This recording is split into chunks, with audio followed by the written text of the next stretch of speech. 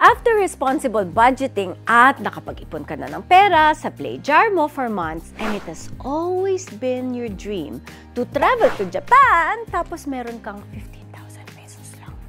How far can the money take you? 15,000 pesos? For 5 days in Japan, including flights?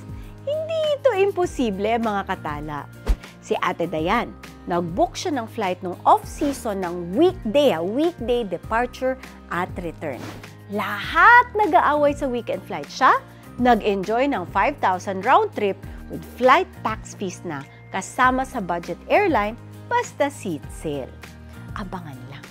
Si Kuya Jun naman, capsule hotel lang. 1,000 pesos per night, meals, convenient food is life, restaurant grade ang pagkain doon, promise. Bili lang kayo ramen doon for 250 pesos or onigiri for 60 pesos. Sold na siya. Ayon sa aking research, ganito pwedeng lumabas ang isang 5-day trip sa Japan. Flight, 5,000 pesos. Accommodation, 5,000 pesos. Pagkain, 2,500. Transport, 2,500. Total, 15,000. Madaming matitipid pag madiskarte kayo, mga katala. Tapos, if you set up a travel fund from the JAR system, edi stress-free budgeting pa kayo. Pero syempre naman, kayo na bahala pagdating sa shopping nyo. Hindi kailangan mayaman para makita ang mundo. Kailangan lang strategic. So, share ninyo yung dream destination ninyo sa comments, katala, ha?